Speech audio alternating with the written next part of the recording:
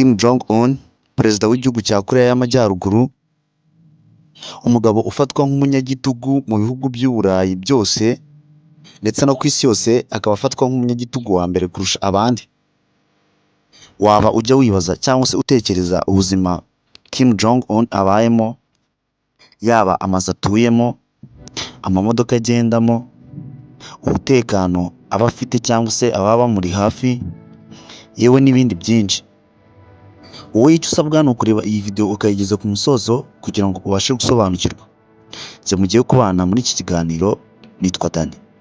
Nimba uri mushya kuri iyi YouTube channel kandi subscribe ukore na like kugira ngo video nk'izi ngizi z'ubwenge ntizikajye zigucika.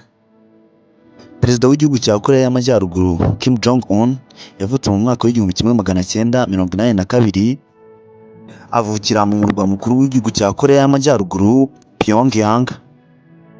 Kim Jong Un ni umuperezida w'umunyagitugu ndetse unatinyitse ku isi yose, aho usanga ibihugu byinshi by'Uburayi ndetse na Leta Zunze Ubumwe za Amerika bitavuga rumwe nawe. Uretse ibyo ngibyo kandi, ubunyagitugu bwe bukaba ari bwo butuma agira ijambo cyangwa se ububasha bwo hejuru kurusha abandi bose. Byumvikana ko ububasha afite bumwemerera gutunga ikintu cyose yifuje mu buzima bwe. Urugero ni nk'inzu nziza afite.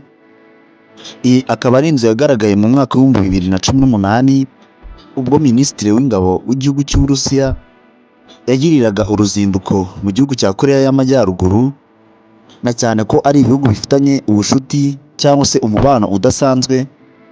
Perezida Kim Jong Un akaba yaramwakiririye mu nzu ye iherereye muri Pyongyang. Iyi akaba ari inzu ifite ubusitani bunini ndetse ikanagira fountain.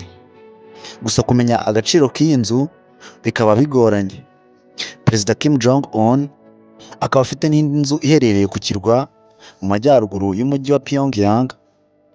Gusa iyi nzu akaba nta mafoto y'umwihariko ifite, ariko amwe mu mafoto yafashwe na satelite zigiye zitandukanye zikaba zaragiye zigaragaza ko iyi nzu iherereye muri aka gace hafi ku mazi, ariko amafoto nyakuri y'iyi nzu kuyabona bikaba bigoranye.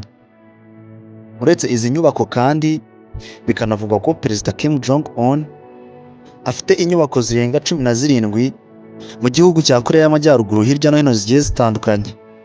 Uretse inzu ze ku giti cye, hakaba hari n'indi nzu nziza cyane cyangwa se inzu y'icyubahiro iherereye mu mujyi wa Pyongyang, ndetse iyi nzu ikaba inafatwa nk'imwe mu nzu za mbere zihenze kurusha izindi zose ku isi, aho iyi nzu yahoze ikoreramo ubuyobozi bwa Koreya y'Amajyaruguru.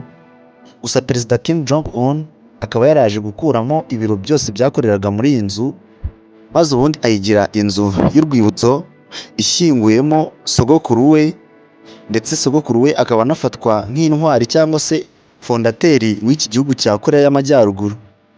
Hakaba na papa we wakiyoboye nyuma ya sogokuru we, ndetse bikanavuga ko iyo unyuze kuri iyi nzu ukitsamura cyangwa se ugakorora, uhita ukatirwa igihano cy'urupfu nta kuzuyaza. Perezida Kim Jong Un kandi akaba yaragaragaye atwaye zimwe mu modoka nziza cyane ndetse zitajya zipfa kwigonderwa n'ubonetse wese, cyangwa se zikaba ari n'imodoka z'imitamenwa zitajya zipfa gutungwa na bamwe mu baturage bose basanzwe. Urugero ni nk'imodoka yo mu bwoko bwa Lincoln Continental Limousine. Iyi limousine ikaba yaragaragaye ubwo umwe mu bagize umuryango we yitabaga Imana, maze isanduku y'uwo nyakwigendera igatwarwa hejuru y'iyi limousine. Iyi limousine ya Kim Jong Un bakavuga ko ubusanzwe ihagaze agaciro k'amafaranga angana n'ibihumbi 150 by'amadolari y'Amerika. Aya mu manyarwanda akaba angana na miliyoni 200 z'amafaranga y'u Rwanda. Si yo yonyine kandi, akaba yaragaragaye atwawe mu modoka ya Range Rover.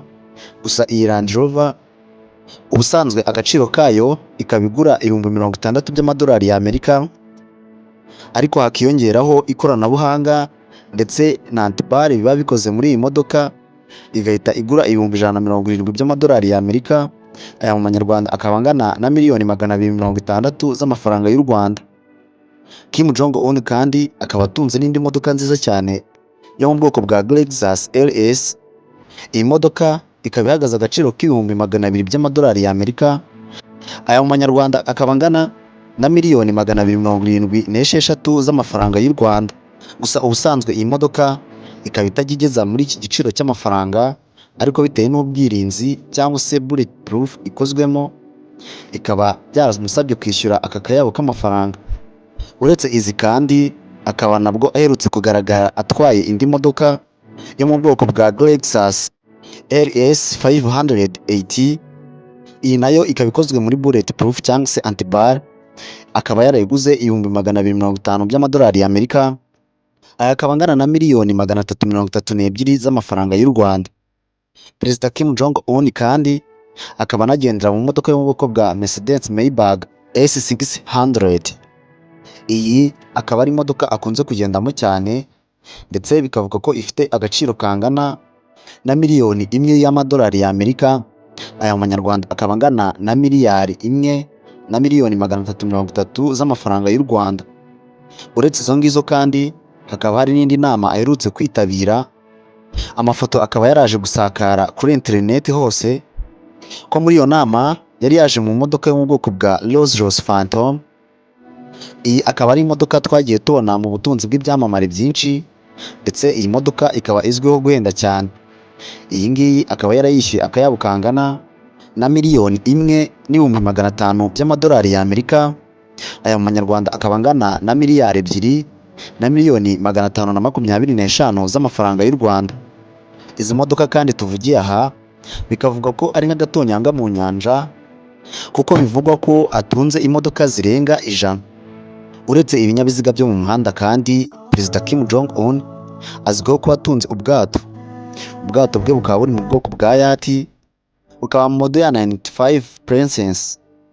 Ubu bwato akaba yarafotowe kenshi ndetse inshuro nyinshi aburimo iyo agiye kugerageza ibisasu mu nyanja. Akaba aribwo akunze kuba yicayemo we n'abajenerali be, bishimira igerageza ry'ibyo bisasu baba barimo kugerageza mu nyanja. Ubu bwato bukaba bwarakozwe n'uruganda rwa Princess Yacht rwo mu Bwongereza. Uru rukaba ari uruganda rwa Bernard Arnault, umukire wa mbere ku isi. Twanakoze video ye ejo bundi hashije. Ubusanzwe ubu bwato bukaba bugura miliyoni 7 z'amadolari y'Amerika.